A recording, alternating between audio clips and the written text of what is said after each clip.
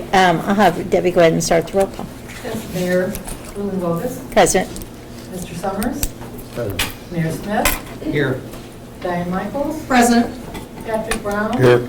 And Katina Wilcher. Here. Thank you. All right. Good morning, everybody.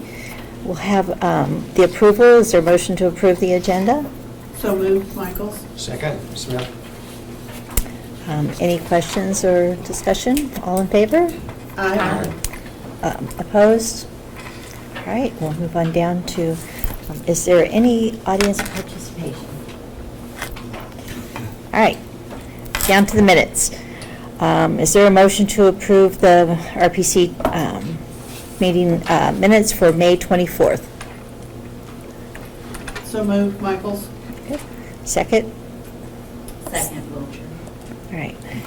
Any additions, corrections? If not, all in favor? Aye. Opposed? All right, carry on. We will do our consolidated reports. Ryan, got it right off the bat. So, looking at the June financials, no significant changes since our last meeting that we've had. Fund balance continues to remain very healthy. ICER operations deficit of almost $700,000, which relates to reimbursement that was received here in July. And then, of course, workforce, same situation, operating a deficit on a monthly basis, and we just reimbursement basis. That's about it for that. One possible note is the fact that we are looking at trying to spend down the ERA funding here real soon. That currently has about a $1.3 million balance here in Fund 75. So we will start to see our fund balance for that go down just a little bit more here coming shortly. And then, just to back to ICER, off of our last meeting, there was discussion over looking into the option of getting an advance. We're still looking into that, and it does sound like it's going to be a little bit promising there for working with DCO to be able to get the advances going forward, especially with continued looking into a facility for them. So, looks like we're just going to have to update the IGA. So that's it for that. Yeah, if there's any questions. Okay. Oh. Yes. Just to add to that, on the ERA spend down, so that's the emergency rental assistance. These were funds that were appropriated through the ARPA funding, and at Champaign County, we were recipients of those funds to assist families with rental assistance. The balance that Orion referenced, we are allowed to use those funds for affordable housing. And so part of those funds have been used to purchase, I think it's an 8-unit complex in Urbana, which is a partnership with the Housing Authority. They will be essentially running that, and I think the city may have been involved, but so that's here in Urbana. The remaining, we're in discussions with an affordable housing developer who has been working with the city of Champaign, and they have a gap this is a tax credit project that's a second phase. I think it's Parker Court, is that the name? Parker Glen in Champaign. And so we're in conversations with that developer to essentially close the gap for the funding for their project. And so we're very pleased that we'll be able to invest in affordable housing, at least in the 2 cities that are part of our county. Thank you. Is there a motion to approve the consolidated reports? So moved, Marlon. Second? Michaels. All right. Is there any questions, discussion? If not, all in favor? Aye. Opposed? All right. Orion, you can also do the list of bills. So Nothing unusual. I guess one thing of note is YQ did come to an end early May. So, you know, activity has dwindled as far as operations go there. That's about it. If there's any questions, just let me know. All right. Do I hear a motion to accept and place on file the list of bills for May and June? So moved, Summers. Second, Smith. All right, any questions, discussion? If not, all in favor? Aye. Opposed? All right, motion carries. All right, we have an action item here for the personnel policy. It's the update for the final paid leave for all workers act. It's in your packet. Is Tammy, or you want to address that? I Yeah. can go over that. So you have before you a recommendation for approval of the final paid leave for all workers act. If you recall, there was a tentative policy that was drafted, and we were awaiting the final rules. So those rules were released, and we worked with the state's attorney's office to see whether or not we needed revisions to our tentative policy. Other than some minor edits, the major change was that the final rules allowed for the carryover from one 12-month period to the next. It was historically 80 hours, and the final rules reduced that to 40 hours. So we have made that change in this policy that we're recommending for approval. Is there a motion to accept and place on file the policy for the final paid leave act? Motion? Second, Michaels. Any questions or discussion for that? If not, all in favor? Aye. Opposed? All right. Gosh, we're already down to the division reports, so we'll start out with Orion. I do have a few updates. I went ahead and I just printed off, as part of the updates here, the budget amendments that were pushed through the county board. So I just wanted to give everyone a nice update there. There was a budget amendment for indirect and fringe that amounted to about $4 million within Fund 75. So this relates to, since the dawn of time for RPC, it's always been very difficult to try to track the indirect and the fringe that's being pulled from the internal operations of the grants within Fund 75. Was the switch from AS 400 a few years back over to Munis now. We now have the ability to track our indirect through our new operating system. And because of that, this budget amendment, it's not saying we're getting additional funding or anything, it's literally just internal transfers for better tracking between the department codes is all it is. Hopefully the payoff would be very nice, because then we'll be able to get our internal monthly reports a lot quicker. On top of that, we'll be able to see the impact that certain individual operations have on our financials as a whole. It's a bit more transparent, I guess, as far as our operations go, to be a lot easier to look at this stuff. So I'm looking forward to that, and I'm currently working on the adjustments to the books here to get that in place. The next memo that we had go to the board was related to police training. So as part of the closeout of their 2022 audit, they're required to have a separate audit from the county that's specific to their state audit with the Illinois State Board. And as part of that audit, they've historically had carryover of funding that's just continued to accumulate over the last several years, and the state's never directed them to pay that funding back or do anything with it. So therefore, that funding is set in their account balance over the last several years. And so then with this 2022 audit, they finally made a determination that the balance was high enough that they want it back. And instead of having us write them over a check, they're going to go ahead and basically withhold payment on future, cash drawdowns that are taking place.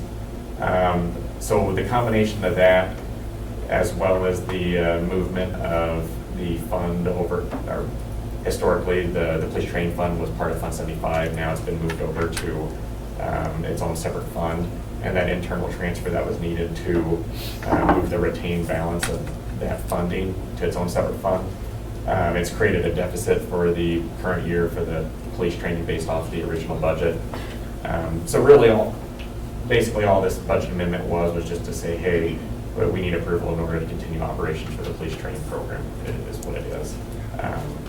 And so we just went ahead and put a full grant amount, not knowing how much of it we're going to spend each year. But I mean, as far as it goes, there's no changes in the actual operation there. And then the last budget amendment goes back to what was mentioned with the light heat funding. So the light heat funding was spent down very quickly and unfortunately came to an end early May in order to help subsidize individuals until the program kicks back up. Fortunately, the county was willing to approve some additional funding through ARPA to help out and provide assistance. That amounted to $100,000 of summer cooling. And so that budget amendment basically went in correlation with the improvement of the funding from ARPA from the county side. So It's my understanding that funding is all gone now. it was all spent Yeah, down. it's all spent down pretty quickly. Yeah, I believe the service is for, I believe the contract itself said it was for a service period of May to June. Yeah. And yeah, Went so. quick, yes. Yeah, I didn't take any time at all for that. So that's it for as far as the printouts that I had. Other updates, so there's been some staff turnover at the auditor's office, which has resulted in basically right now I'm handling the county audit. As of right now, it's still moving along pretty smoothly. We've got an update with CLA next Wednesday. That's about it there until I have more information from them. We've also were notified by IDHS. They decided to go ahead and do their fiscal review here / audit. And that's going to be taking place between August 8th and August 22nd. That one should be fun. That one takes place every 3 years, so it fell on a great timing with everything else going on right now. So, and then the last piece is, of course, we're continuing to work on our budget with the county and, for fiscal year 25, so that's been keeping us pretty busy, so. All right, thank you. Becky? Good morning, everyone. Included in your packet today is the personnel transaction report representing the new hires, exit, and position reassignments from May 5th, 2024 to July 13th, 2024. RPC currently has 310 employees, which includes 39 work experience employees, participants.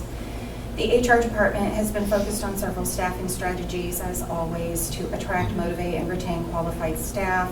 Since our last meeting, we have successfully hired 20 new employees. I'm happy to report that all non-Head Start vacancies have been filled. The management team is working strategically to fill 19 vacancies with Head Start, with the goal to have less than 5% vacancies agency-wide as soon as possible. We continue to experience positive trends with turnover. Really good positive trends. From January 1st through July 18th, through July, 18 employees have left the organization.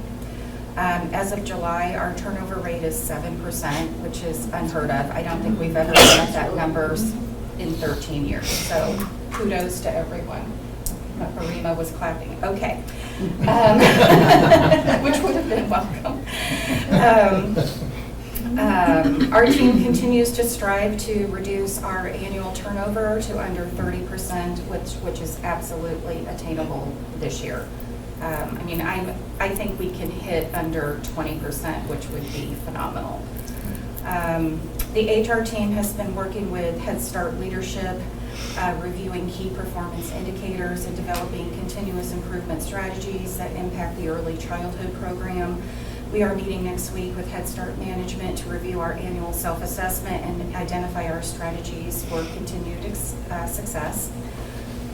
Additionally, our team is gearing up for our annual internal monitoring visit of the workforce Development Services Division and scheduling the mandated Americans with Disability Act audits sometime in September or October. We are actually still awaiting the results from last year's audit, so the state will not allow us to start auditing until they close out, but we think we're going to be moving forward here shortly. Finally, the HR team and the RPC team members at Brookins are currently hosting a school supply drive through August 9th, with collected school supplies being distributed at the reception desk to clients seeking services at Brookins. Any Brookins members here who would like to donate, the boxes at the front door, and Antoinette, our amazing customer service support staff, would be more than happy to help out there. And I'd be happy to answer any questions today. If there's no questions, we'll move on to Brandy. Thank you, Becky. Good morning. In your packet is the Head Start Management Report for the month of May. I am going to provide you with some current highlights.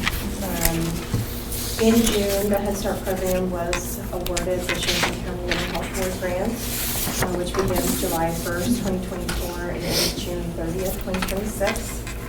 The 2-year contract award totals $776,926, and the funds will be used to continue paying for 3 social skills and prevention coaches and a licensed mental health consultant. This grant supports children with developmental delays with a focus on social emotional skill development. On July 31st from 11 to 1 p.m., we will complete the annual self-assessment report, just as Becky mentioned previously, with the support of parents, staff, and community partners. The group will review program data and identify strengths, areas of improvement, and strategies to strengthen the program services. The self-assessment report will be used to guide our programming, develop program goals, and support the services proposed in our grant applications. And this is something that you review every year. If any of you are interested in participating, please reach out to me by July 30th. We would love to have you there. In August, we will be providing refresher training to the Head Start employees on the program's policies and procedures, the mission, vision, and values of the organization, hopefully targeting their why for working with our early childhood program. Also, targeting active supervision, supporting children with disabilities, and topics required by DCFS, such as mandated reporting and first aid and CPR. So these are real critical areas where we feel we need to target. Our team will also provide self-care strategies for our employees to prevent and reduce stress and burnout. As you all know, and we've talked about before, early childhood is quite hard, and there's a lot going on for all of the staff who are working in the classroom, but also working with families. And it's important that we continue to help them develop strategies to take care of themselves, which also benefits the program and the children and families. That concludes my report today. If you have any questions, just let me know. I just want to say kudos to the Head Start group. They were very active in our parade up in Rangel, and it was really, really appreciated. And everybody needs to know that, seeing all those little happy faces and smiling, it was great that you all came out and actually had quite a few people that helped pass things out. So it made a very nice presence and a very positive image in our community. And I appreciate you all for that. Thank you. Thanks, Diane. I'll do kudos to that, too. Thank you. Thank you. Yeah, we were also disappointed. We were so glad that we were able to, participate in the parade on Saturday. But we were also disappointed that the Champaign parade was canceled. But we were so glad we were able to do that. Thank you. It's a wonderful If you've never been, it's a wonderful parade. Thanks. Great, thank you. Does anyone have Lisa or Rita's reports? No? Okay, all right, we'll move to Justin. Okay, good morning, everyone. Good In June, we had an application window that's for adults and youth who are considering going back to school in the fall. So that came and went, and what happens after we have all the applications is we sort through them. We're looking for eligibility, we're looking for readiness, is someone ready to go back to school? We're looking at priority of service, so priority of service is going to folks who are low income, skill deficient, or a veteran. And then based on eligibility, readiness, and priority of service, and the funds that we have for the year, we're enroll folks and give them develop a service plan with them. Service plan is, this is the school you're going to go to, and these are the services you might need, childcare or small car repairs. So in July, right now, we're going through that enrollment process. In August, I hope to have a report on the total number of youth and adults who continued, and then the total number of youth and adults who were enrolled in July. So that will be for August. We, in the past month, have awarded several grants to small businesses for training. One was a small business that provided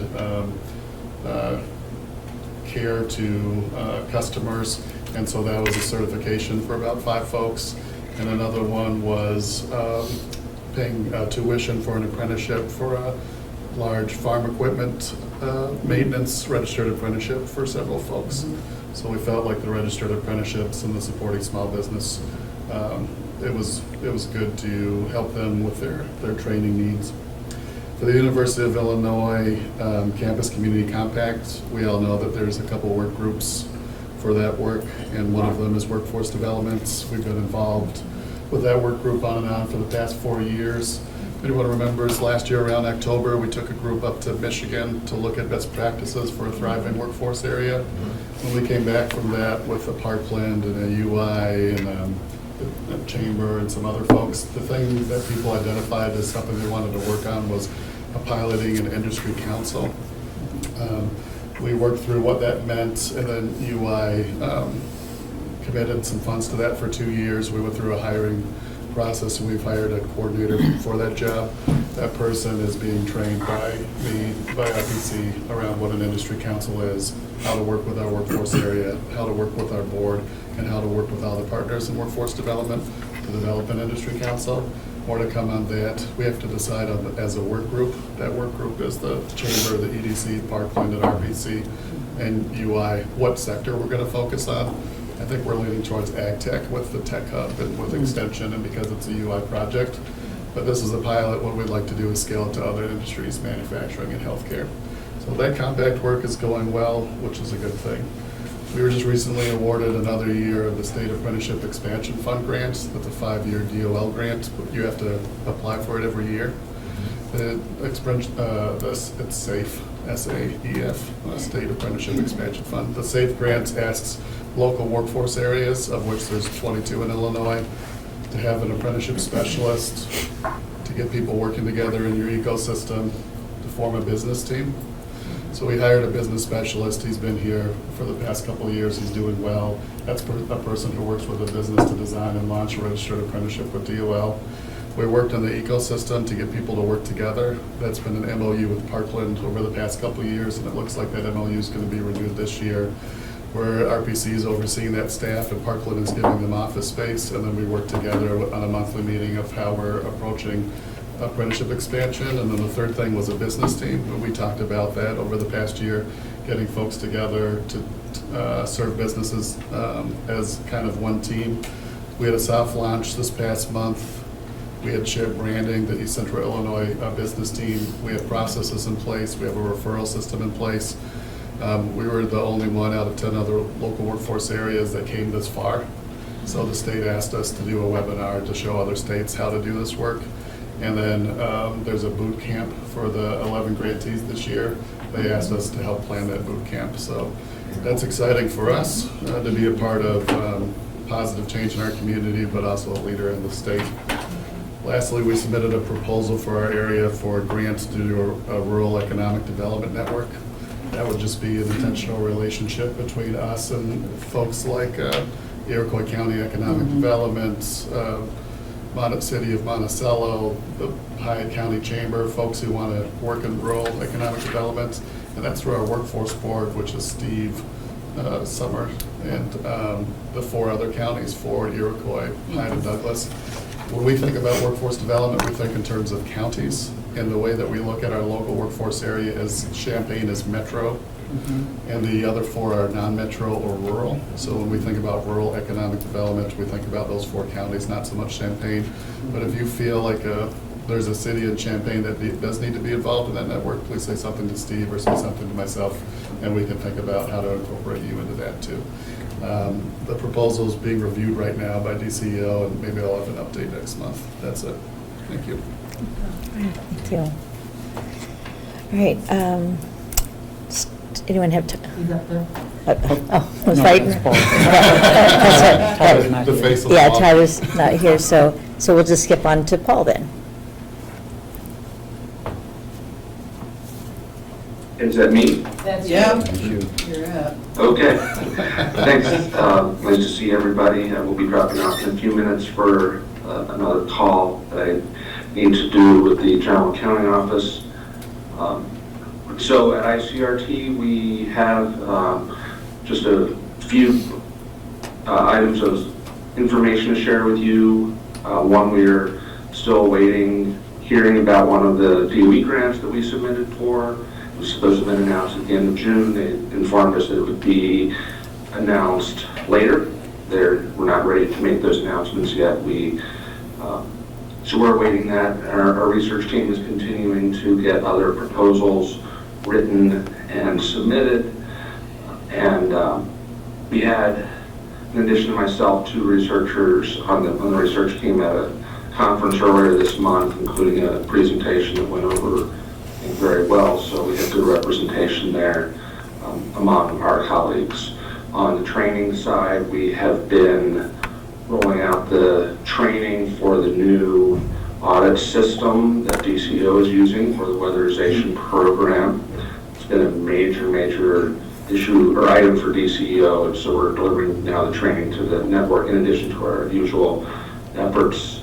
We also have, Becky mentioned full staffing. We have a new trainer who will be starting, I believe, here in about a week and a half, moving up here from Florida. So we're excited to have that. We are continuing, I think Tammy will probably mention this later, we're continuing to work on identifying a new facility. It's just an ongoing process. I believe that's about all I have for my updates. Thank you. Okay. Thank you, Paul. Tammy.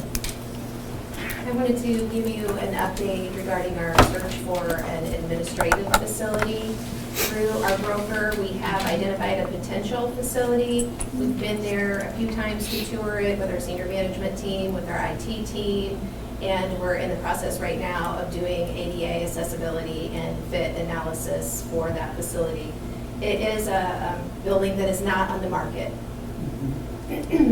One other thing that we've been working on is with bond counsel, the county's bond counsel, Chapman and Cutler, to try to establish RPC as an on behalf of issuer, and that would allow us to be able to issue tax exempt debt under the tax code. So in working with them, we are expecting that we will need to provide some clarification in our bylaws that would demonstrate that we are under government control, that would identify what would happen with our assets if we were ever dissolved, and then also to establish that there's no private benefit or inurement associated with the operations of RPC. So we are also expecting the governor to sign the legislation that allows regional planning commissions in Illinois to own property in the next week or two. And I hope to be able to bring some more information to you next month about this process. In relation to the ICERT search for space, we have identified a potential location but it is more square feet than the program needs. So in working with the funder, we are going to have to identify someone to sublease the additional space before we can proceed with negotiations. So that's kind of where we are in that process. All right, thank you. All right, is there a motion to accept and place on? Oh, I'm sorry. I'm sorry. Quick question. Just to clarify, the intent is to move everything out of this building into the new administrative center? Yes. And do you intend to buy it, ideally? Yes, Okay. we would like to. And, you know, the goal would be that we would be using our funds to purchase a facility rather than pay rent, and that would establish our organization in probably 20 years to be able to not have to have that overhead. And is this potential new facility in a condition where you can move in, or is it going to require Pretty much so. renovation? Yes, one of the things that we still need to better understand if there will be any ADA modifications required. But for the most part, anything that would need to be done is either cosmetic or potentially some of the offices are fairly large. So we may need to bring in, you know, some kind of mobile walls or cubicles or something to, you know, separate spaces. But it is in very good condition from our, you know, analysis. And again, we're working with an architect as well. So we've got potential to do a facility condition assessment if this discussion continues to progress. And do you have a timeline, or is it too early to speculate? I would say that we're just moving as fast as we can, but there are a lot of pieces that we're trying to put together, including the funding piece. Sure. Thank you. All right, thank you. Okay. Now a motion to accept and place on file program updates. Second, Michaels. All right. Any other further discussion? If not, all in favor? Aye. Okay, Delizzo? Yes, good morning. Just to pick up on the legislation, the two pieces of legislation we were involved with, as we reported back in May, those are still sitting on the governor's desk. Those were submitted to him at the beginning of June. So if he doesn't actually sign, those will become automatically law once 60 days have elapsed. And so for the bill that relates to property ownership, I think that will be around August 8th is when we anticipate it becoming law. He has signed other bills, two other bills that are related to the LAHI program that deal with addressing disconnections. He signed those about a couple weeks ago. So he is signing, you know, bills that are on his desk. At the last meeting, I also reported on the 60th anniversary of the War on Poverty, which created community action agencies, and Regional Planning Commission is a community action agency.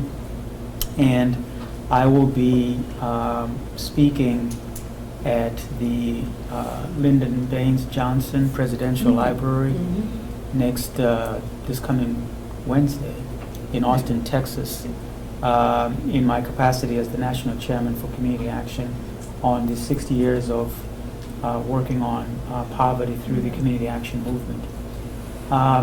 The other thing I wanted to also just kind of highlight, I think we have a meeting scheduled for the commissioners in August. What's the actual date? I think it's the 22nd. I think it's the same date as the resource day. I think it's the 23rd. 23rd. And so at that meeting, Right. 23rd. So at that meeting, we will be presenting to you the FY 2025 budget. So we'll present that, and then there's some other transactions I think we'll be seeking your approval on at that meeting, because the FY 2025 budget will then be presented to the county board during the legislative hearings the following week. The last thing just to share is that we worked with Senator Faraci to include in the state's FY 2025 budget a line item for the Regional Planning Commission, and this is in the amount of $250,000, and so that was approved, and as you know, the governor did sign the budget into law, and so we'll be working with DCEO, that's the department where these funds will be, and working with the Senator's office to facilitate us getting access to those funds. But we'll be able to use those funds towards the administrative facility that Tammy presented to you on, and so that will be one of the layers of funding that will help us to acquire this facility. With that concludes my report. All right, thank you. Okay, is there any old business? We have a couple items here for our new business today. I am going to appoint, we have a couple different things that need to be addressed coming into the fall. For one, we need a nominating committee for our community member. My understanding, you're staying on, so, but we'll need to replace one other one. Also, that application thing should be reviewed so that we can get ready for that process. And then I talked to Delizzo, and I'm thinking this very same committee could also work. We need a little bit of cleanup on our bylaws.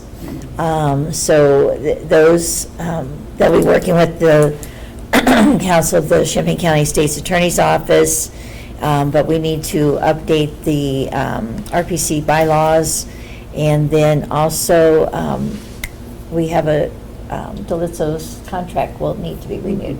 So I thought this would be a good committee, or we thought it would be a good committee to just kind of package all those things within the same committee. And within our bylaws, that committee is kind of dictated to us to have our charter members and then one non-charter member to be part of that committee. So I would like to appoint Steve Summers, Deb Finan, Diane Marlin, Chuck Smith, myself, and Patrick for this committee.